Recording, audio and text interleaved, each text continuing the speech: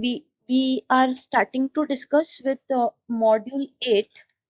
Today we might finish only two of the applications that we have so far planned to.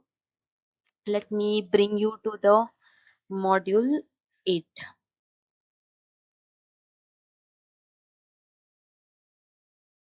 So in module 8, so far what we have done is, so far we have learned basic concepts of remote sensing. We have also learned basic concepts of GIS, and then we have also learned how we can integrate this too in the last unit, that was unit 7, that is where we were discussing integration of remote sensing with GIS. And before that we were again talking about the GIS, how this GIS helps us in spatial analysis, which are the different techniques of spatial analysis, how do we collect different types of data sets, what are the different methods.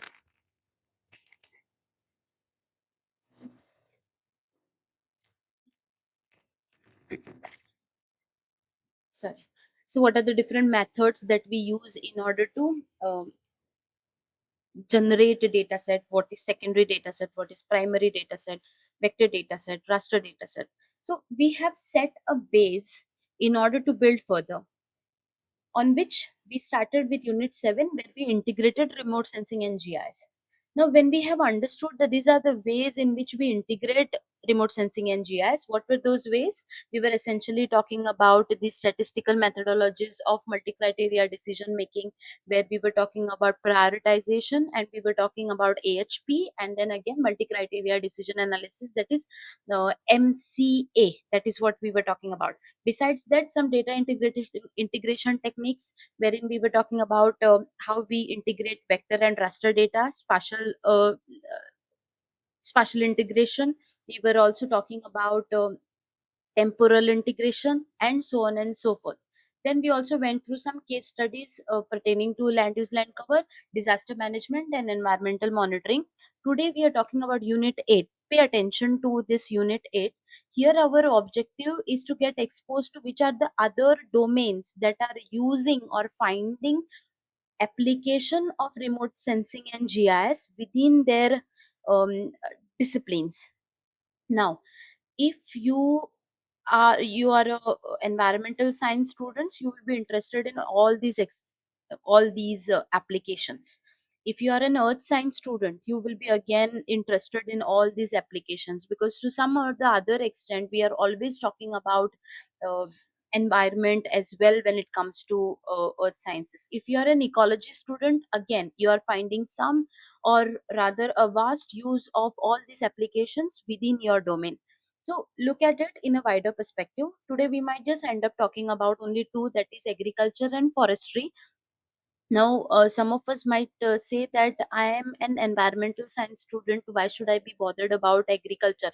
But I would tell you that many of the students whom I know, that who have participated in these courses earlier, even in the GIS camp, they have been coming from environmental science background, and they were looking for jobs in environmental impact assessments, their career related to research within agricultural fields, identifying what kind of nutrients are already present within um, a given soil sample, and then to find what are the ways in which they can make that soil nutritious in order to grow a certain kind of agricultural produce and things like that. So have an understanding of this, a wider understanding of it, and then some of the other time you will find applications of remote sensing and GIS, which is very very crucial, rather very very specific for your discipline. So we are talking about agriculture and forestry, very important topics, and very easy as well. I'm never saying that any of these topics are difficult. All of them are in fact very very easy. If you find something is difficult, please let me know so that I'll be able to talk in a different way, such that you will understand what exactly I'm saying.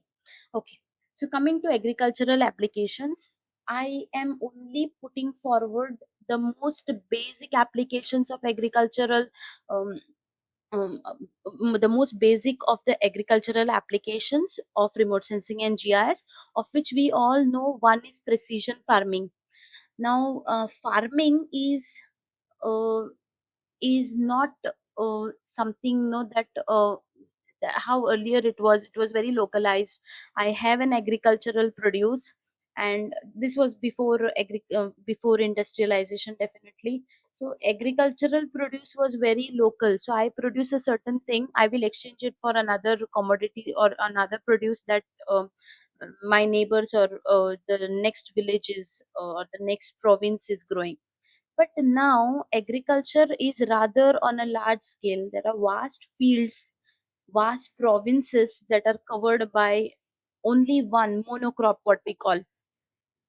Now, when on such a huge scale, the same crop is being yielded, in order to minimize the time for plowing, for sowing, and then harvesting. Also, in between, there will be multiple phases wherein there will be pesticides sprayed, or um, fertilizers will be applied, and irrigation will also be there. So for all this, we take help of remote sensing and GIS. We essentially take help of GPS, GNSS in conjugation with GIS, wherein we go for precision farming. What exactly is precision farming? The machines are set with the GPS constellation, and it knows in which way or what should be the track it has to take in order to plow, in order to sow, what should be the distance between two crop plants, or at what at which month this produce will be ready, and also again to harvest it how fast, such that minimal time I'm spending in terms of putting manual labor, and my capital investment also I'm reducing. All this comes under precision farming. That is where we use GPS guided machinery. So we have machines that are GPS enabled. Our phones are also GPS enabled. Some of you might be taking some geotech photos, and when you take a picture, if you go to the details of this photograph, you will be able to see um, latitude and longitude at the place where it was, this particular photo was captured. So your handset device is also handheld device is also GPS enabled. So there are these machineries as well which are GPS guided. They are GPS enabled, and it also senses what is the ripening index, whether a crop is ready. If it is ready, it will start harvesting it. So all these things are uh, accounted for in precision farming. That is one foremost application of remote sensing and GIS in agriculture. The next is crop health and stress monitoring. Once we have sown the field, the crop is going to remain in its mm, growth state until it reaches its ripening state. Now, through that time period, we have to ensure that the crop is not infested by any disease, or it has not been scavenged by any insects or parasites and so on. So in order to do this, we have to keep a close eye on the crop. And in order to do this, we either make use of satellites, that is satellite products, or we make use of um, drone. Now drone imagery is rather more um, beneficial, though it requires a little more capital investment. But in case of satellite data, we have to ensure that we are looking at such a data set, that is fairly having a better resolution, because we might be talking about a small field, just maybe a 100 square meter. I'm just saying, we are talking about, let's say, 100 square meter of field, but then if we use Landsat, it is not going to be useful at all. So we have to identify which is the appropriate resolution that we need to have for the satellite imagery, and then we can utilize the same for our crop health and stress monitoring. So here we are talking about pest infestation, disease, or nutrient deficiency. Often what happens is that if lesser amount of fertilizer is applied to this crop, then you will see that there is retardation in crop growth, or that its yield starts reducing. The amount of bearing that it gets, usually when it is fulfilled with nutrients, now it is not the case. So you have to identify which are the nutrients that this crop is not um, you know um, is not able to get, and that is when we decide that we have to go for maybe adding some nutrients, or maybe some pest control, or not pest control, pesticide applications, and all these things also comes into account. So all this is not possible when the fields are very vast. Farmers cannot visit each and every log, and that is when we have to rely um, a wider perspective, a bird's eye perspective, what we call a konoski, on what we call um, uh, a synoptic view of the field. The next is yield forecasting and acreage estimation. Let's talk about this yield forecasting. What exactly is yield forecasting? Last year, with this much of irrigation and this much of fertilizer, I could receive so much of yield. This year this is the condition, so how much yield I might receive this year, that is called yield forecasting, wherein I try to estimate with the present condition of my farm, and the capital investment and all the other weather patterns as well into consideration. Also the schedule of irrigation, when I consider all this, I am in a position to estimate how much of crop will be yielded even before I go for sowing it. And this is what we call yield forecasting. I try to analyze based on historical data set, based on historical data set of how much yield I had received previously from the same field. Now for this year, considering that these are the weather patterns and these are the availabilities, what will be my yield now? um, all this will require a lot of management. If I know that this year I'm going to have a larger yield, that means I will have to identify places where I will be stockpiling these produce, or if I have to if my produce has very low shelf life, then I have to identify such marketplaces and things like that, and supply chains we have to identify. So all these also matters. Right before the produce comes in your hand, you should be able to forecast it, and that is where remote sensing and GIS also comes to give you a hand. Then next is soil and water management. When it comes to field, there is a lot of erosion as well going on in the field. Many of us might not really understand this, but whenever there is a field, there is a large agricultural field, uh, we are essentially talking about this area not made out of, or rather, the soil is not very compact, it is repeatedly plowed. So the roots are also not standing in this soil for a longer period of time, because of which the soil is loose. And whenever there is irrigation, forget about irrigation, but when there is storm water drainage, that is, there is a lot of runoff, this agricultural soil is very susceptible to erode away. And to prevent soil from eroding away, we have to ensure that we identify which are the areas that are more susceptible to erosion. We have to identify channels that we can make in our field in order to divert these heavy flows, and so on and so forth.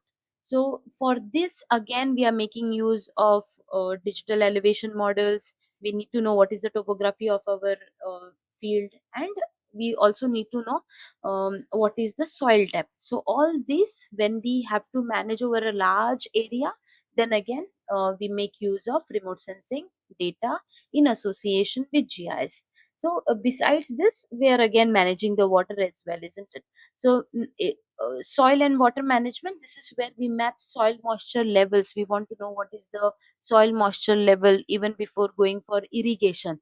So if the soil is naturally maintained at a moisture level that is sufficient for a crop's growth, we might not have to apply any water to them. So I believe that some of you are also from areas where there are crop plantations, like maybe coconut plantations or betel nut plantations are going on, and you will see some such plantations which are very old, and they are not irrigated regularly. That is because the soil itself holds the moisture that is required for the plant's growth. So in these scenarios, traditionally people don't go for irrigating it regularly unless and until it is peak summer. So in winter and all, they don't irrigated. It's just one way that I'm telling you. Essentially this happens in along the Konkan area, where you have these plantations essentially along the river floodplains, and it doesn't require constant irrigation until it is peak summer, and it's a terrible summer in that case. So also mapping soil type, what kind of soil it is. It's topography of the field. If we want to go for terrace sloping, then we have to know how much of soil we have to remove from where and where to fill it back. So all this will require terrain analysis to optimize irrigation schedules and prevent erosion. So we there has to be not a lot of water coming into the field that will reduce the yield of the crop, and there has to be not deficient irrigation as well to the field, and that as well needs to be taken care of. All this comes hand in hand with remote sensing data, that is terrain data, and some spectral data as well. I hope this particular picture is very clear to you. I'll be sharing this research article with you. When we were talking about all these applications, now don't restrict yourself to only these applications. That is precision farming, crop health and stress monitoring, yield forecasting, and acreage estimation, soil and water management. Don't restrict yourself to this. Look at this particular paper. Here you are looking at an agroforestry mapping. Here two types of data sets are used. You will see multispectral data sets are used. SAR data set, that is synthetic aperture radar data is used. LiDAR data is used. And what you see is that here the entire region is suitable for agriculture, agroforestry, and suitable for agriculture. And based on all this data set, it has been tried to identify which are the areas in this agricultural field that are um, more suitable for agroforestry. Let me just explain this term agroforestry to you. What exactly is an agroforestry? Mm, Traditionally, our agricultural areas were essentially monoculturic. That means what? There is just paddy growing in it, or there could be just one kind of, maybe wheat is growing in it and barley is growing on it, or some some millets are going in, no, are growing in a field and things like that. But when it comes to agroforestry, you will see a field where you have trees growing, fruiting trees growing. You also have shrubs growing. You also have grasses growing, and you also have some maybe millets growing or paddy growing, and all these happens together. Now it is very difficult essentially to put this produce in the market, but it is really a sustainable practice, wherein the soil gets its own time to get nourished. You have the farmer gets different types of produce, so he has to rely very less upon market produce. He's producing multiple different types of grains or fruits and so on. Some maybe dry fruits or nuts also they are growing. So all this comes to their use, rather than going for just one kind of crop yielding and then finding it very difficult to sell it off. I mean, here in agroforestry, that is the only problem. Selling uh, such variety of produce in one market becomes very difficult. That is why agroforestry is not seen on commercial lines. So here you see that in an area, those areas which are more suitable for agroforestry are mapped. So these yellow ones are croplands. That means there only one kind of crop will be yielded. Then this light green portion is where plantation will be more suitable. Then forest cover is shown, and the degraded forest is also shown, and the wasteland is shown. This blue bodies are the water bodies. Okay, just ask me some specific questions if you find that you are growing interested in what I'm telling you, but you're not able to follow what I'm telling you, right? But if you want to just listen to it on sufficient manner, why not do that? If you have any query, please drop it in the message box. I will look at it once we make sufficient progress. Okay, then look at the second map. Here agroforestry suitability mapping is done. So it is considered that this entire portion is suitable for agroforestry, but which one is more suitable, which one is less suitable, this is identified. Now you might be wondering how it is done, what is the methodology. Let me tell you, the methodology will include different proxies. For example, how well the soil is drained, that is, what is the sand, silt, and clay portion or content proportion within the soil, that will determine how aerated that soil is or how drained it is. Soil moisture, then what is the depth of soil, what are the nutrient levels, different nutrient levels within this soil, and availability of irrigation. So all these conditions will determine also definitely the climatic the climatic parameters will also determine whether a given region is highly suitable or moderately suitable or least suitable for agroforestry. Okay, so this entire area has been identified to be under agroforestry or to be put under agroforestry, and a detailed analysis has been done to identify which areas which are very highly suitable for agroforestry, highly suitable, moderately suitable, and low suitability. So this is what has been done in this particular map. If you have any more question about this, please ask me. I will be sharing these PDFs also with you. Anytime that you come across a specific question, okay, this is something that I really want to know, you go ahead and ask. Then next is biomass and carbon sink. So here what has been identified is those areas where productivity, the primary productivity is high. Okay, that is chlorophyll content produced is high, and such areas are identified where carbon is sinking faster. Okay, now next, here you see a specific kind of agroforestry yield. So you see trees growing there, you see shrubs going there, and I hope you are also able to see the small grasses here. No?